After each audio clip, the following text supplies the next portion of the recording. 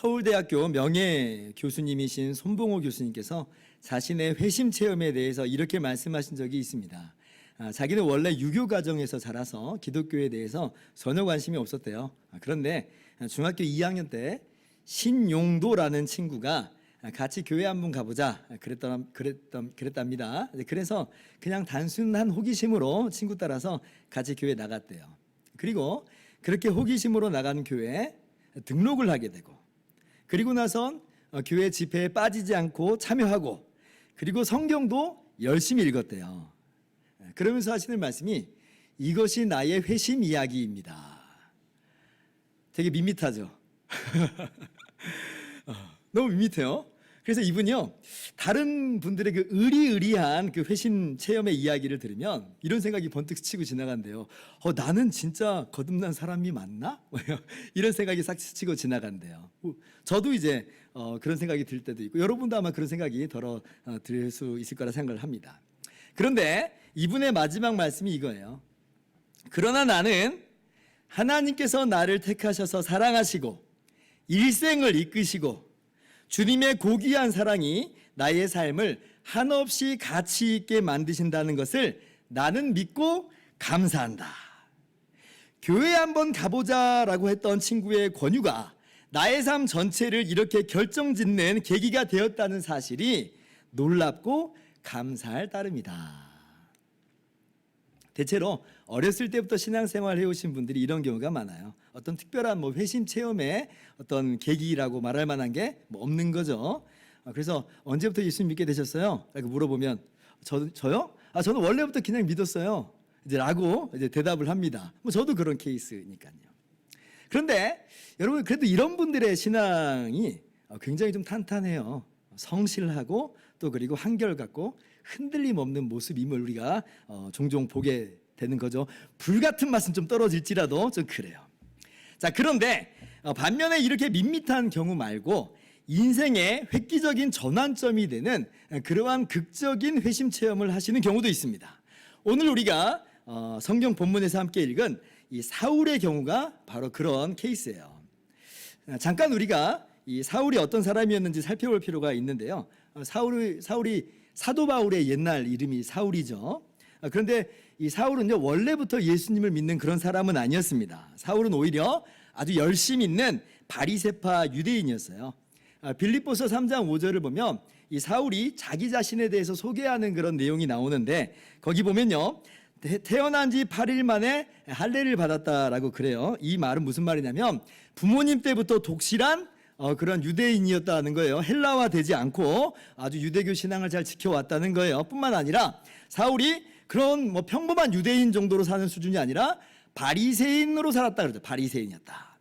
우리가 이제 복음서에서 바리새인 그러면 막 겉과 속이 다른 그런 이야기를 하도 많이 들으니까 바리새인이 원래 그런 사람인가 보다 이런 생각을 좀 하기 마련인데, 그런데 이제 바리새인 그런 사람도 있겠습니다만은, 그런데 오히려 당시 바리새인들은요, 어떤 사람들이었냐면 이 유대인들로부터 정말 존경받는 사람들이었어요. 예를 들면 이런 거죠. 야, 저 사람들은 정말 율법대로 살려고 애를 쓰는구만. 우리는 그래도 적당히 타협도 하고 나몰라라 무시도 하고 사는데, 야, 근데 저 사람들은 정말 우리랑 달라. 이러는 거예요. 그만큼 바리새인들이 금식도도 자주 하고 기도도 더 자주 하고 헌금도 열심히 하고 각종 율법 조항도 힘을 다해서 지키고 그랬던 겁니다. 그런데 이제 이 사울이 바로 그 바리새인이었다라고 하는 거예요. 굉장히 열심히 있는 바리새인이었습니다. 그래서 사울은요, 자신의 이러한 종교적 신념에 따라서 교회를 엄청 핍박을 하죠. 사도행전 7장 58절을 보면 교회의 최초의 순교자인 스데반 집사의 순교 장면이 나오는데, 스데반을 성 밖으로 내치고 돌로 칩니다. 그때 증인들의 옷을 벗어 사울이라 하는 청년의 발 앞에 두니라 그래요. 그러니까 증인들의 옷을 사울의 발 앞에 둬요. 이게 무슨 의미인지 자세히는 몰라요. 그런데 단순히 그냥 내 옷 좀 지키고 있어, 이런 건 아니에요. 이런 건 아니에요. 지금 사울은요, 스데반의 순교 당시에 단순한 구경꾼 정도가 아니라 적극적으로 가담하고 적극적으로 참여한 사람이에요. 사도행전 22장 20절을 보면 사울 자신의 말이 나오거든요. 같이 한번 읽어볼까요? 시작. 또 주의 증인 스데반이 피를 흘릴 때 내가 곁에 서서 찬성하고 그 죽이는 사람들의 옷을 지킨 줄 그도 아나이다. 자, 내가 곁에서 찬성하고 그러죠. 사울이 스데반이 처형될 때 단순히 구경꾼 수준이 아니었다는 거예요. 적극 가담자예요. 찬성표를 던졌어요. 그래서 이 사울이 그냥 단순한 뭐 구경꾼 정도가 아니라고 하는 것은 그 다음에 사울의 행보를 보면 아주 뚜렷하게 잘 볼 수가 있습니다. 8장 1절 이하를 보면 사울은 스데반이 죽임당함을 마땅히 여기더라 그래요. 자, 그리고 3절 같이 읽습니다. 시작.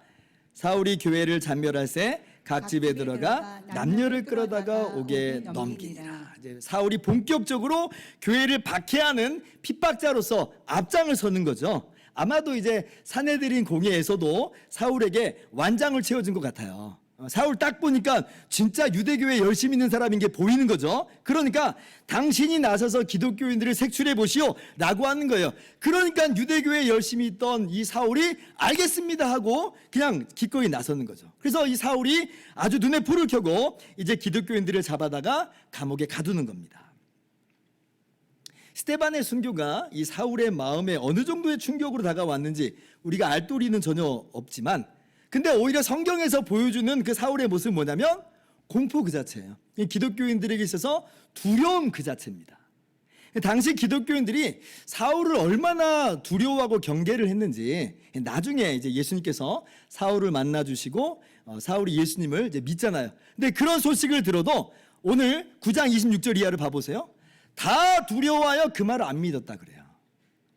믿을 수가 없는 거예요. 안 믿겨져요. 그리고 뭔가 이거 수작이 아닌가 이런 생각을 하는 겁니다. 혹시 저 사울이 믿는 체하고 뒤로는 우리 명단 다 알아가지고 일망타진하려는 거 아니야? 라고 하는 그런 경계심이 작동할 정도예요.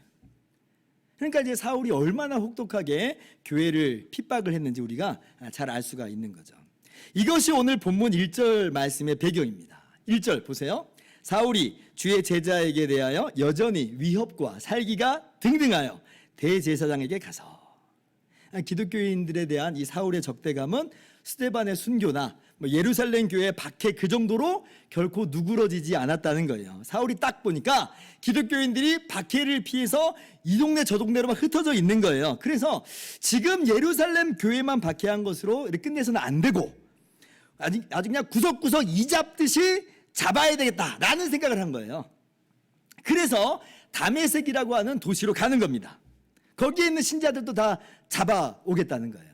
근데 여러분, 다메섹이라고 하는 도시가 어디에 있는 도시냐면요, 예루살렘에서 북쪽으로 200km가 넘는 곳에 있는 도시예요. 게다가 지금 이 다메섹은 유대 지역의 도시가 아닙니다. 이방 지역에 있는 도시예요. 사실 사울이 굳이 여기까지 갈 필요는 없는 거예요. 그런데 사울이 다메섹까지 가서 신자들을 잡아들이기로 했다. 야, 이건 정말 얼마나 사울이 교회를 잔혹하게 박해하는 사람인지를 우리가 잘 알 수가 있는 거죠. 그런데 오늘 사울이 그렇게 살기가 등등해서 다메섹으로 가던 중에 정말 놀라운 사건을 만나게 됩니다. 시간은 정오쯤 되는 때였어요. 정오라고 하는 것은 태양의 중천에 있습니다. 가장 강하게 내리쬐는 순간이에요. 그런데 3절 보니까 하늘로서 그 내리쬐는 태양보다도 더 밝은 빛이 호련히 사울을 덮쳐요. 사울이요, 사도행전 22장하고 26장에 이 사건을 두 번이나 반복해서 더 이야기하는 것을 우리가 보게 되는데요. 26장 13절에는 이렇게 표현이 되어 있습니다. 정오가 되어 길에서 보니 하늘로부터 해보다 더 밝은 빛이 나와 내 동행들을 둘러 비추느니라. 우리가 한낮의 태양도 어때요? 우리 맨눈으로 볼 수 없는 강렬한 빛입니다. 너무 눈이 부셔서 똑바로 볼 수가 없어요. 그런데 그것보다 더 밝은 빛이 비쳤다. 그러니까 얼마나 강렬하고 얼마나 찬란한 빛이 비쳤다는 거예요. 그래서 사울과 그 일행들이 모두 다 그대로 서 있지를 못하고 다 땅에 엎드려집니다. 그렇다면 이 빛은 과연 어떤 빛이었을까요? 해보다 더 밝은 빛. 그때 하늘로서 소리가 들려요. 오늘 본문 4절 말씀이요. 또 같이 읽어봅시다. 시작. 땅에 엎드려져 들으면 소리가 있어 이르시되, 사울아 사울아 내가 어찌하여 나를 박해하느냐 하시거늘. 사울아 사울아 내가 어찌하여 나를 박해하느냐. 사도행전 22장 9절과 오늘 본문 7절을 참고해서 같이 보면요, 이렇게 또렷한 음성으로는 오직 사울만 들었던 것으로 알 수가 있고요, 다른 사람들은 무슨 소리만 나는 걸 들었지 이게 뭐 음성으로는 정확히 들리지 않는 상황입니다. 그런데 분명한 건 뭐냐면 이 빛과 이 소리가 이게 지금 사울 개인에게만 주어진 어떤 주관적인 환상 정도가 아니었다는 거예요. 주변에 있는 동행자들도 전부 다 인식할 수 있었던 아주 객관적인 사건이었다라고 하는 것입니다. 그러니까 사울이 지금 다메섹으로 가면서 그동안 계속 마음에 죄책감에 시달려왔던 게 갑자기 터져가지고 자기 혼자 심경에 어떤 변화를 일으킨 그 정도가 아니에요. 이거는요, 모든 사람이 어느 정도 같은 체험을 하게 된 객관적인 사건으로 사울에게 지금 맞닥뜨려졌다는 거예요. 어떤 사건이요? 하늘로서 갑자기 누군가가 사울을 만나주신 거예요. 사울아 사울아 내가 어찌하여 나를 박해하느냐. 누가 사울을 만나주신 거예요? 사울이 묻죠. 주여 누구시니까. 6절 이르시되 나는 네가 박해하는 예수라. 누구예요? 예수님. 부활하신 예수님께서, 그리고 부활하셔서 하나님 보좌 우편에 계신 예수님께서 정말 너무나도 특별한 케이스로 하늘을 열어 사울에게 직접 찾아와 주시고 만나 주신 거예요. 정말 너무 놀라운 일이죠. 예수님께서 승천하신 이후로는 이렇게 하늘을 열어서 객관적으로 어떤 사람을 만나 주신 것은 없습니다. 이 경우가 유일무이한 경우예요. 그래서 사울이 고린도전서 15장에 뭐라고 기록하냐면 예수님께서 부활하셔서 12제자에게와 500의 형제에게 일시에 보이셨다라고 하면서 8절에 뭐라고 그러냐면 맨 나중에 만삭되지 못하여 난 자 같은 내게도 보이셨느니라 이렇게 말씀을 해요. 그러니까 지금 사울이 뭐라고 말하는 거냐면 내가 본 예수님은 어떤 꿈이나 환상 속에서 본 게 아니라 진짜로 객관적으로 나의 앞에 나타나신 그 예수님을 만났다는 겁니다. 그리고 맨 나중에라고 하는 표현에서 알 수 있다시피 이건 사울로서 끝이에요. 그 뒤는 없다는 거예요. 그래서 여러분 혹시나 행여나 이렇게 기도하지 마세요. 예수님, 사울에게 만나주신 것처럼 저도 예수님 보고 싶어요. 저에게도 아주 객관적으로 눈으로 볼 수 있고 소리로 들을 수 있는 그런 모습으로 나타나 주세요.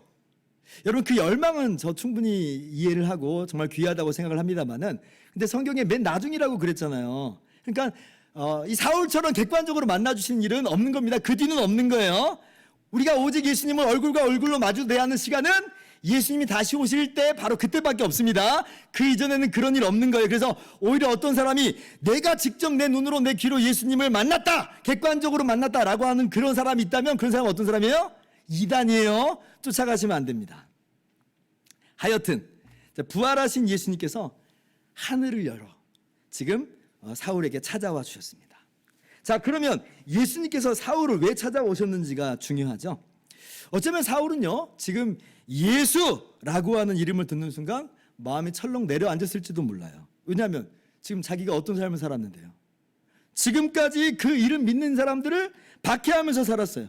지금도 그 이름 믿는 사람을 잡아가두려고 가는 중이에요. 심지어 사도행전 26장 11절을 보면 신자들을 여러 번 형벌하여 강제로 모독하는 말을 하게 했다 그래요. 강제로 모독하게 하는 말을 하였다. 이게 무슨 말이에요? 비교하자면 이런 겁니다. 마치 일제치하에서 일본 순사가 우리 기독교인들을 그렇게 고문하고 협박을 많이 했잖아요. 신사 참배만 하면 내가 너 풀어주겠다, 이런 협박을 많이 했어요. 고문도 하고. 그래서 많은 기독교인들이 거기에 넘어졌습니다. 근데 마치 그런 짓을 사울이 했다는 거예요.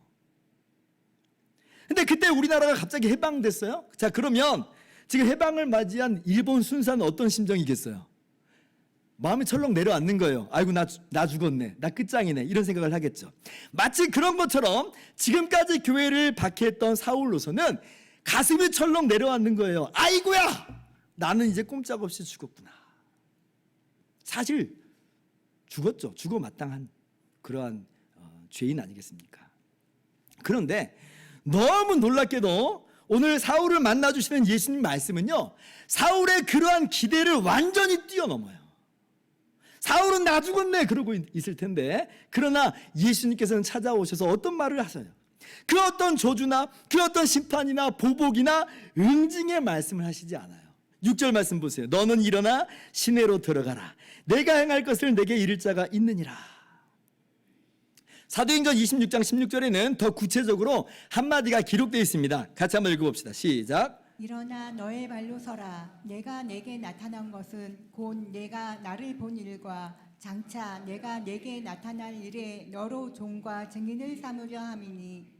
아멘. 내가 지금 너를 찾아온 것은 너를 끝장내기 위해서 온 거야. 이제 너는 끝이야. 그러는 게 아니고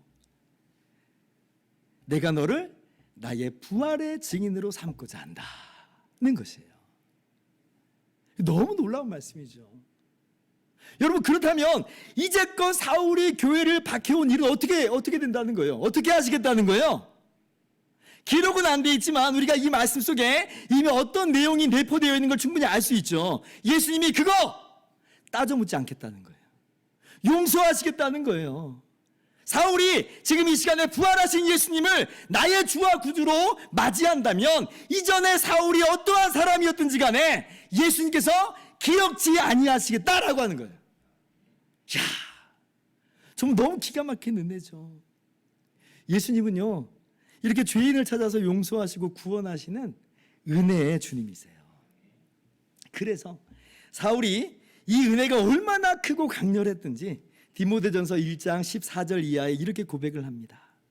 우리 주의 은혜가 그리스도 예수 안에 있는 믿음과 사랑과 함께 넘치도록 풍성하였도다.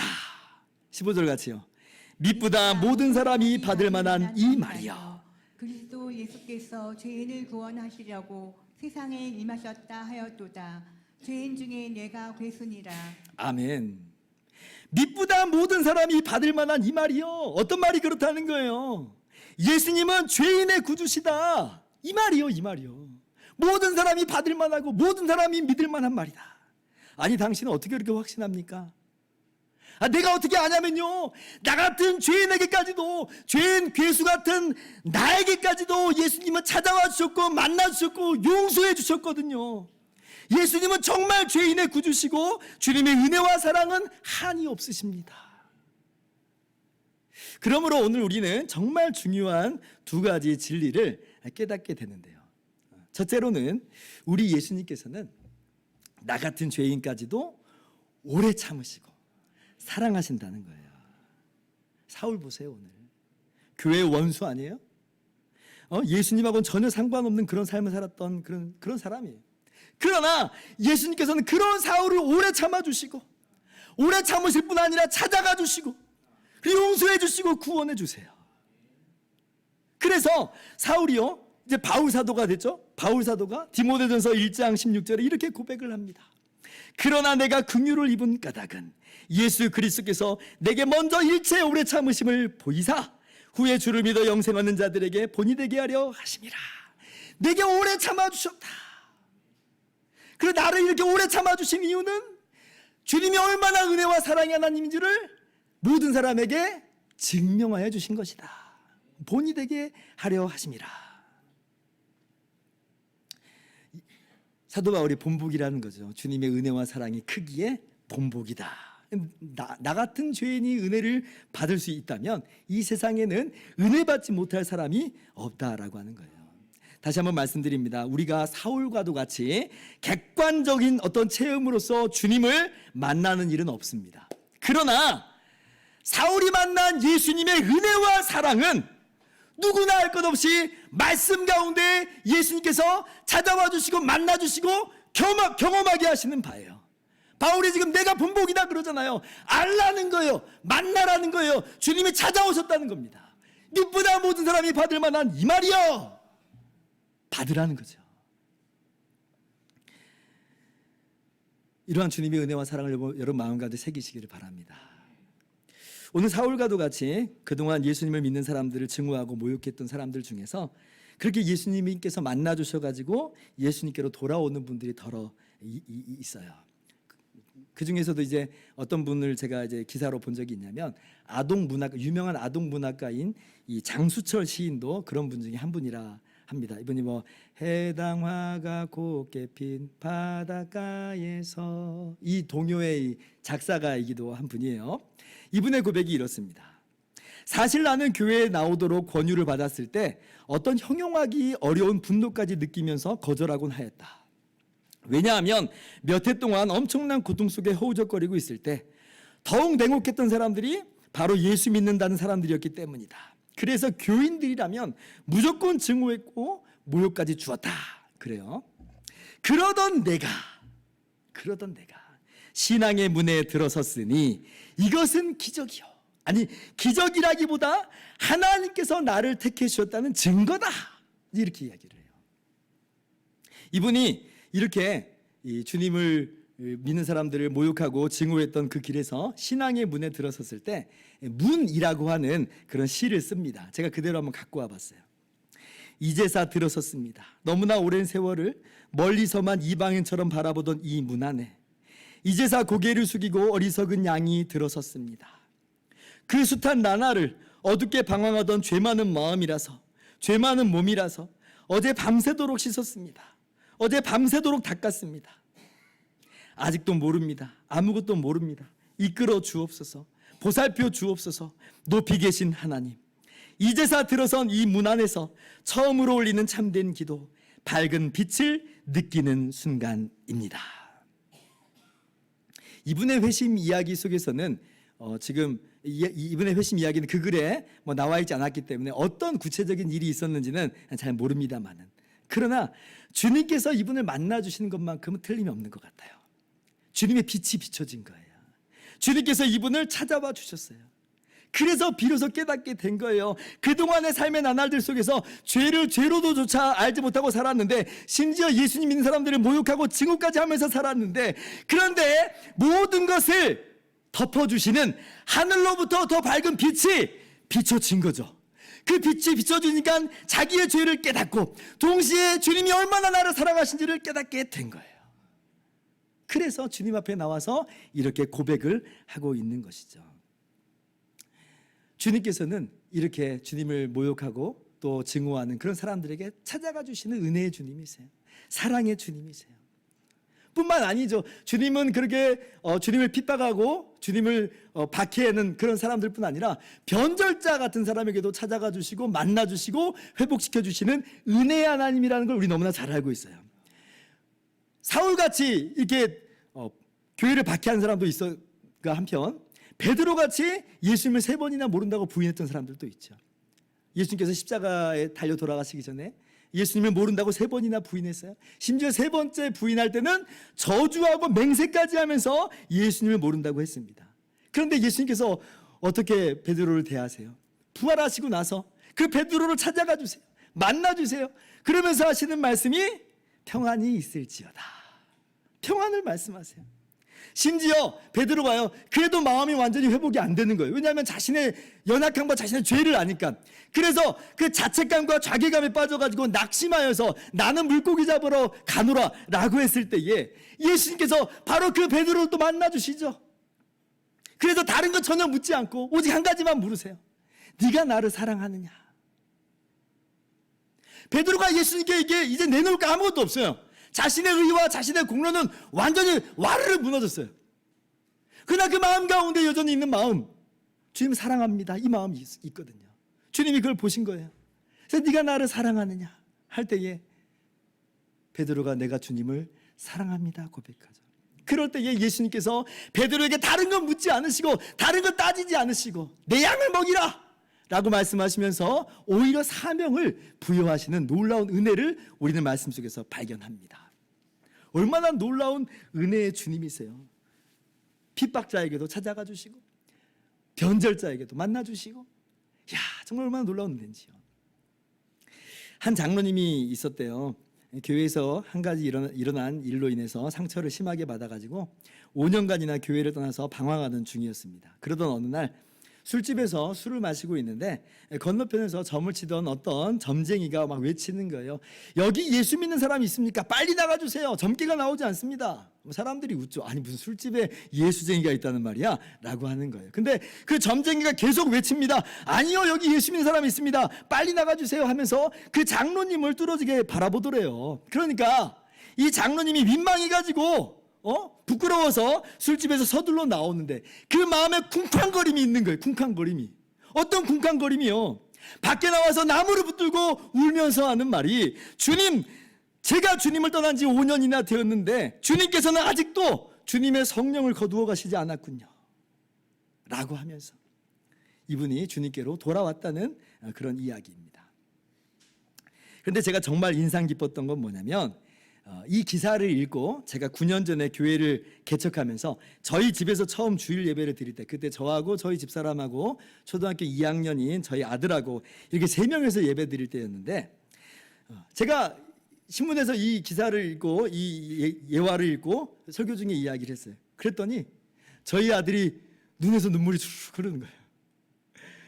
저희 아들이 제 설교 중에 눈물을 흘리면서 지금까지도 그때가 유일무이합니다. 딱 한 번이에요. 딱 한 번.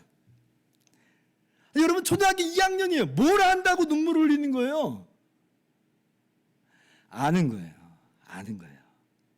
우리가 얼마나 죄인인 줄을 알고 그리고 그 죄인을 찾아와 주시는 우리 주님의 은혜와 사랑이 얼마나 크고 놀라운지를 아는 거예요. 여러분도 아시죠? 아실 거예요. 예수님께서 나 같은 죄인 포기하지 않고 끝까지 붙잡고 계시는 걸 우리 모두는 잘 알고 있어요. 만약에 내가 예수님이었다면 나는 진작에 놔버렸을 건데 그런데 예수님은 우리의 손을 붙잡고 끝까지 놓치지 않으세요. 그것이 죄인 괴수 사울이라 할지라도 그것이 변절자 베드로라 할지라도 그것이 나 같은 죄인이라 할지라도 예수님은 십자가 대못으로 못 자국 난 그 손으로 우리를 붙잡고 놓치지 않으신다는 거예요. 우리는 몇 번이나 그 손을 놓쳐버리는데 주님께서는 그 못 자국 난 그 사랑의 손으로 우리를 붙잡아 주시고 우리의 손이 주님의 손을 스르르 빠져나갈 때 주님의 못 자국 난 그 손이 만져져요. 그러면 우리 마음 가운데 다시 한번 주님의 사랑이 일어나는 거예요. 주님을 믿는 믿음에서 떠날 수가 없는 거예요. 정말 참 기가 막힌 은혜죠. 너무나 깊고 너무나 넓으신 주님의 은혜와 사랑이심을 믿으시기 바랍니다. 두 번째 중요한 진리는요. 이건 간단하게 할 텐데요. 예수님께서는 교회를 주님의 몸이라 말씀하시며 교회를 주님과 동일시하신다는 거예요. 지금 예수님께서 지금 우리 밖에 있는 집 나간 양들을 지금 구하시고 만나시는 것만 열중하시는 게 아니고 지금 이미 신자들도 주님의 몸이라 말씀하시면서 정말 귀하게 여기세요. 뭐 이미 잡아놓은 물고기라고 해서 나 몰라라고 방치하시지 않는다는 거예요. 주님께서 주님의 몸이라 말씀하세요. 지금 사울에게 뭐라고 말씀하세요? 5절 나는 네가 박해하는 예수라. 사실 엄밀하게 따지면 지금 사울은 예수님을 박해한 건 아닙니다. 예수님이 아니라 교회를 박해한 것뿐이죠. 그런데 예수님은요 그렇게 교회를 박해하는 걸 두고서 뭐라고 말씀하시냐면 나를 박해하는 거다 라고 말씀하세요. 주님께서는 주님의 몸된 교회를 주님과 같이 여기시면서 귀하게 여기는 거예요. 이게 무슨 이야기예요? 예수님은요 교회와 이미 분리되지 않는 하나라 하시는 거예요. 우리와 하나세요. 주님은 분리되지 않는 교회의 머리가 되시고 교회는 주님의 몸으로서 주님의 하나가 되었습니다. 그래서 교회를 박해하는 건 누구를 박해하는 거냐면 예수님을 박해하는 거예요. 이것이 이 말씀의 의미예요. 여러분 우리가 이 사실을 좀 분명히 깨달아 알아야 됩니다. 사람들은 주님의 몸인 교회를 무시하기도 하고 그리고 교회의 각 지체를 무시하기도 합니다. 이건 비신자들뿐 아니라 신자들 중에서도 교회를 쉽게 보거나 교회 한 지체 한 명 한 명을 쉽게 보는 경우가 있기도 합니다. 그러나 여러분 그건 전혀 올바른 성경적인 모습이 아니에요. 예수님께서는요 교회를 두고 빚값 주고 사신 교회라 내 것이라 말씀하시고 그리고 그 교회와 하나를 이루셨어요. 그러므로 주님의 몸인 교회를 박해하는 것은 주님을 박해하는 것이고 주님의 몸인 교회의 한 지체를 무시하는 것은 바로 주님을 무시하는 겁니다. 예수님께서 마태복음 25장 40절에 비유하시면서 이렇게 말씀하신 적이 있어요. 내가 진실로 진실로 너희에게 이르노니 너희가 여기 내 형제 중에 지극히 작은 자 하나에게 한 것이 곧 내게 한 것이니라. 예수님이 단순히 그렇게 간주하겠다는 그런 수준이 아니에요. 실제로 그렇다는 거예요. 실제로. 그만큼 교회는 주님의 몸이고 우리는 주님의 몸의 그 각 지체가 되었다라고 하는 것입니다. 그렇기 때문에 우리가 우리와 우리의 형제와 자매에게 결코 소홀히 할 수가 없어요. 함부로 할 수가 없어요. 왜냐하면 주님의 몸의 지체거든요. 주님이에요, 주님이에요. 이건 정말 너무나 중요한 진리입니다.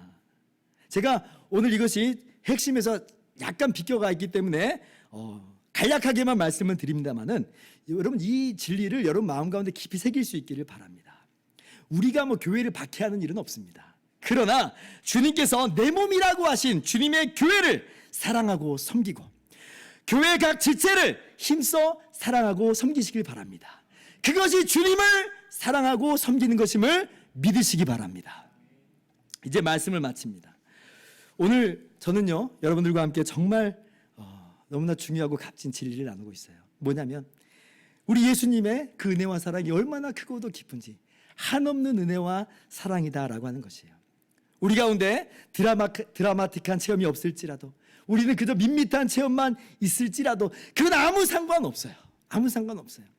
오직 예수님의 사랑이 여러분 마음 가운데 믿어졌다면 예수님의 십자가 대속으로 나의 모든 죄가 다 용서받았다는 것이 믿어졌다면 부활하신 예수님께서 지금도 살아계셔서 나의 주와 나의 구원자가 되심이 믿어졌다면 그렇다면 그것이 바로 예수님께서 여러분을 찾아와 주셨다는 증거예요. 은혜예요, 은혜. 예수님께서 사울에게 찾아와 주신 것처럼 죄인인 우리에게 찾아와 주신 것입니다. 그리고 여전히 죄인들을 찾아서 그 이름을 부르고 계세요. 주님의 놀라운 은혜와 사랑으로 이름을 부르고 계십니다. 나 같은 죄인까지도 사랑하여 주시는 주님의 크고 놀라운 은혜와 사랑을 바라보시고요. 그 주님의 은혜와 사랑에 다시 한번 깊은 감사와 찬양의 고백을 드릴 수 있기를 바랍니다. 행여나 이제 나도 예수님을 믿기로 원하시는 분이 있다면 나를 사랑하시는 주님, 나를 찾아와 주시고 만나 주시는 예수님께 여러분의 믿음을 고백하실 수 있기를 바랍니다.